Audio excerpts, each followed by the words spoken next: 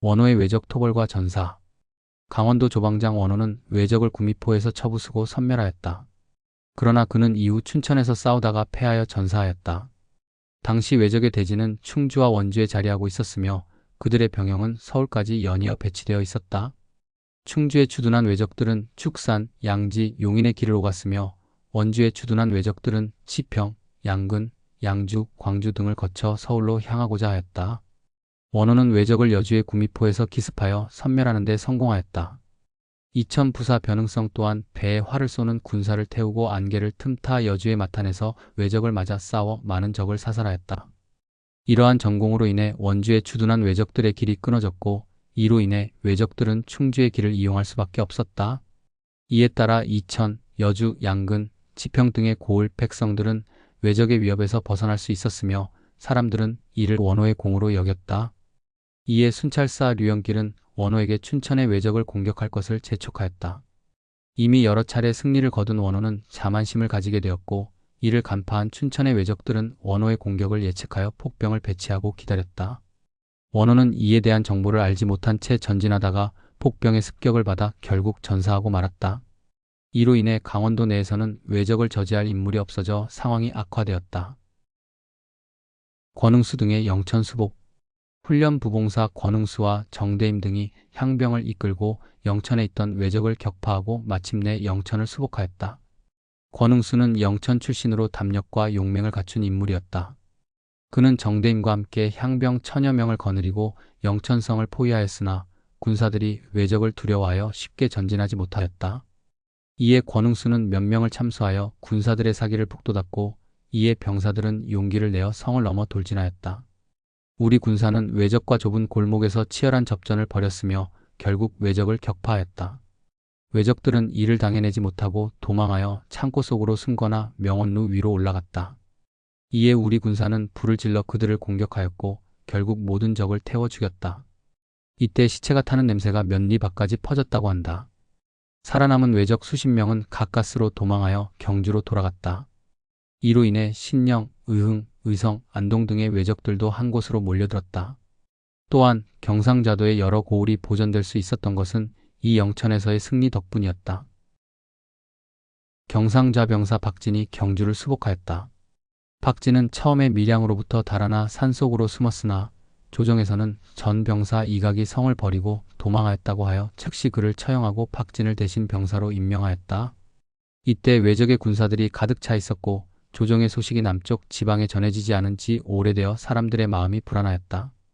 그러나 박진이 병사가 되었다는 소식이 전해지자 흩어졌던 백성들이 점차 모여들었고 관리들도 산속에서 다시 나와 업무를 보기 시작하였다.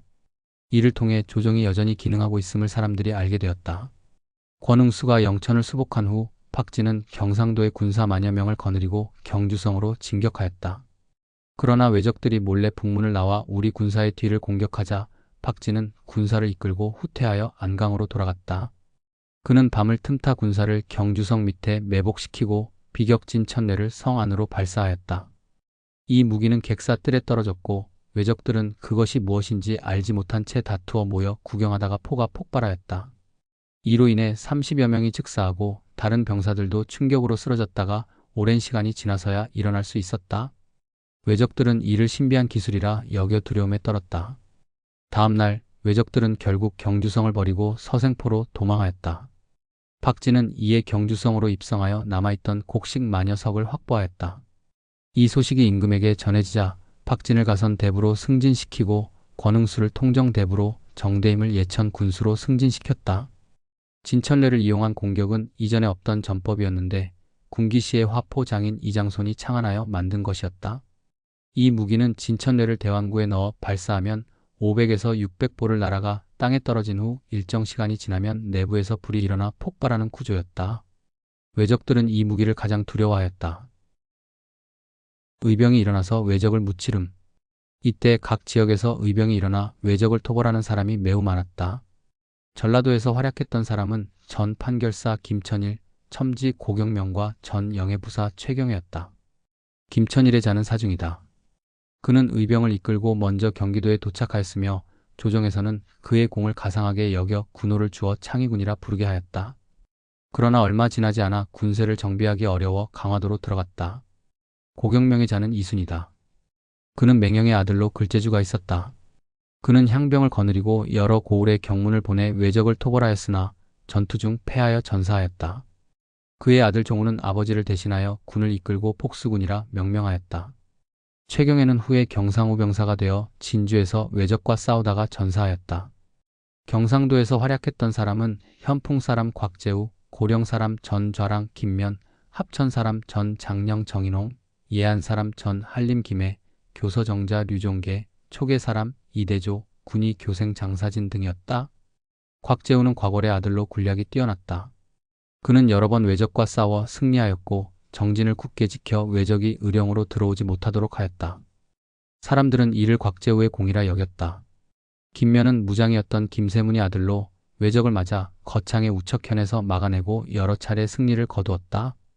임금은 이를 알고 그를 우병사로 임명하였으나 그는 병으로 전사하였다. 류종계는 의병을 일으킨 지 오래되지 않아 왜적과 싸우다가 전사하였고 조정에서는 그 뜻을 가상하게 여겨 예조참의로 추정하였다. 장사진은 여러 차례 왜적을 사살하여 왜적들이 그를 장장군이라 부르며 군이 경계로 들어오지 못하였다. 그러나 왜적들이 폭병을 설치하고 그를 유인하였고 그는 폭병에 빠져 끝까지 싸우다가 전사하였다. 임금은 그의 공을 인정하여 수군절도사로 추증하였다. 충청도에서 활약했던 사람은 승려 영규, 전 도독관 조헌, 전 청주 목사 김홍민, 서울 이산겸, 사인 박춘무, 충주 사람 조덕공, 내금이 조웅, 청주 사람 이봉 등이었다. 영규는 용맹과 힘이 있어 싸움을 잘하였다. 조헌과 함께 의병을 이끌고 청주를 회복하였으나 이후 금산에서 왜적과 싸우다 전사하였다. 조웅은 더욱 용맹하여 말 위에서 달리며 전투하였고 왜적을 많이 사살하였으나 전사하였다. 경기도에서 활약했던 사람은 전 사간 우성전, 전 정정숙하, 수원 사람 최글, 고양 사람 진사 이노, 이산이 전 목사 남원경, 유학 김탁, 전 정랑 유대진, 충의위 이질, 서울 홍계남, 사인 왕옥 등이었다.